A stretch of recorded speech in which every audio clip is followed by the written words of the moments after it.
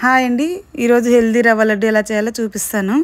Brown షుగర్తో చూద్దాం రండి. చూడండి, చూస్తేనే నోరుతుంది కదా ఎలా ఉందో.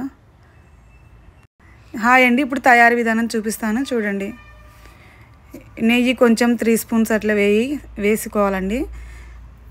అది వేగాక దాంట్లో గోడంబీలు అన్నీ చుంచి పెట్టుకొని వేయించుకోవాలి.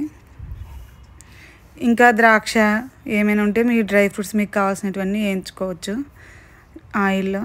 నేనైతే ఓన్లీ కాజు వేసుకున్నాను. మీకు కిస్మిస్ అవన్నీ కావాలంటే వేయించుకోవచ్చు ఇప్పుడే.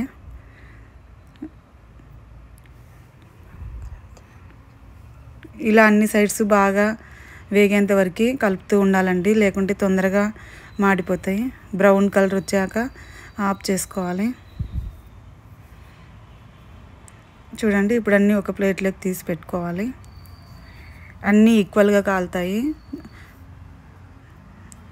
తొందరగా కాలుతాయండి. దగ్గరుండి వేయించుకోవాలి గోడంబి మాత్రము. ఇప్పుడు అదే దాంట్లో రవ్వ వేయాలి నెయ్యిలో. ఈ రవ్వని నేను పచ్చి కొబ్బరి తురుము 1 గ్లాస్ అయితే 2 గ్లాసులు రవ్వ 2 కలిపి బాగా ఒత్తి పెట్టానండి ఒక 2 అవర్స్ ముందర. అది మీకు నానబెట్టినది తర్వాత చూపిస్తాను ఎలా 2 అవర్స్ ముందర నానబెట్టి పెట్టాను. ఇప్పుడు బాగా అది కొబ్బరి రవ్వ అంతా పీల్చుకుంటుంది. 2 అవర్స్ ముందు నానబెట్టాను కాబట్టి బాగా ఒత్తి పెట్టాలి. కొబ్బరి రవ్వ కలిపి ఒత్తి పెట్టిన తర్వాత అదే ఆయిల్లో ఇప్పుడు ఇలా వేయించాలండి. 15 మినిట్స్ 20 మినిట్స్ దాకా వేయించుతూ ఉండాలి. తర్వాత ఒక సైడు గిన్నె పెట్టి ఒక రవ్వకి ఒకటి రవ్వకి 1/4 చక్కెర వేసుకోవాలండి. ఒకవేళ మీకు తీపి ఎక్కువ నచ్చకుంటే హాఫ్ కంటే కొంచెం ఎక్కువ వేసుకోవాలి. తర్వాత ఒక 100 లీటర్లు వాటర్ వేసుకోవాలి. 100 మిల్లీలీటర్లు అండి, అంటే ఒక చిన్న పావు గ్లాస్ అట్లా పడుతుంది అంతే, ఎక్కువ వాటర్ వద్దు. ఇది బ్రౌన్ షుగర్ అండి, అందుకే అలా తిక్కుగా కనిపిస్తుంది. మేము వైట్ షుగర్ వాడమన్నమాట. ఆర్గానిక్ బ్రౌన్ షుగర్ అని బిగ్ బాస్కెట్లో దొరుకుతుంది, మేము అదే వాడతాం. ఇప్పుడు మనం వేయించి పెట్టుకున్న రవ్వని ఆ పాకంలో వేసి కలపాలండి.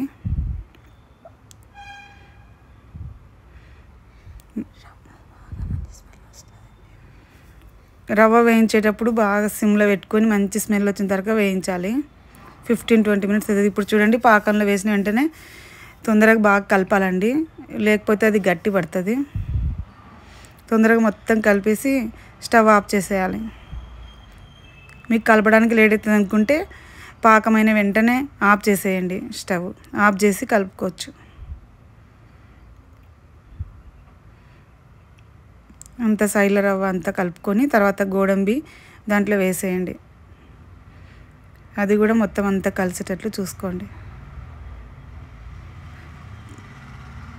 అంతా కలిపి కాసేపు అట్లే వదిలేయాలండి చల్లగా అయ్యేంతవరకు.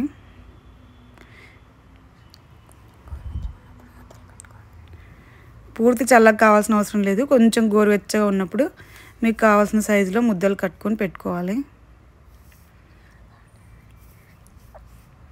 ఓన్లీ హాఫ్ అన్ అవర్లో అయిపోతుందండి. చూడండి, ఇప్పుడు నేను ముద్దలు కట్టి చూపిస్తాను ఎలా వచ్చాయో చూడండి.